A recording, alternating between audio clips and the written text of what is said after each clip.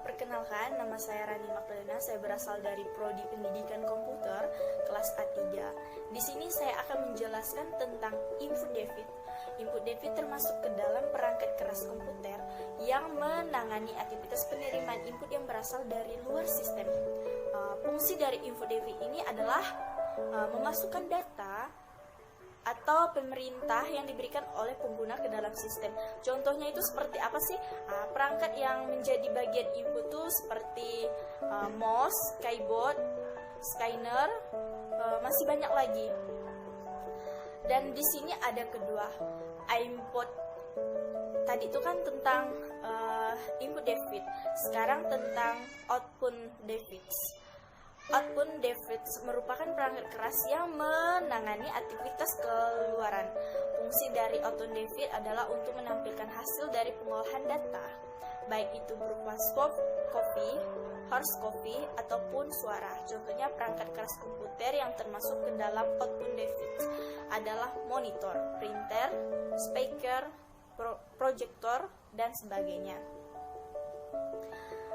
Terus yang ketiga itu tentang aktivitas input dan output. Aktivitas input dan output itu dikatakan sebagai konektor yang berasal dalam pengawasan prosesor untuk menangani aktivitas input dan output, atau dengan kata lain port. Ini digunakan untuk menghubungkan setiap perangkat yang berasal dari luar komputer seperti printer, scanner, mouse, ataupun USB. Biasanya port ini terletak beberapa atau berada pada bagian belakang CPU ya, pada komputer dan bagian dalam motherboard. Sedangkan pada laptop, port terletak di samping kanan dan kiri. CPU, Central Processing Unit. CPU merupakan perangkat keras komputer yang disebut dengan otak dari sistem lah ya, otak dari sistem komputer.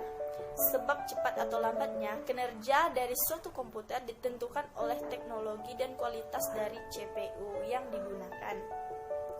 Terdapat 3 macam komponen dalam CPU, yaitu unit kontrol, register, dan ALU. Unit kontrol merupakan bagian yang berfungsi untuk mengatur jalannya program. Register merupakan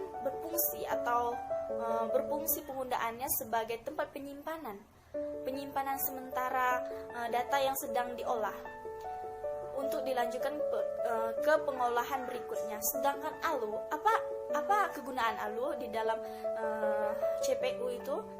Yang memiliki tugas untuk menjalankan operasi aritmatika dan logika berdasarkan instruktur yang diberikan. Terima kasih, mungkin ini saja penjelasan tentang program sistem operasi. Baik, di slide terakhir ini saya akan membagikan video tentang memasang CPU. Mari kita simak bersama.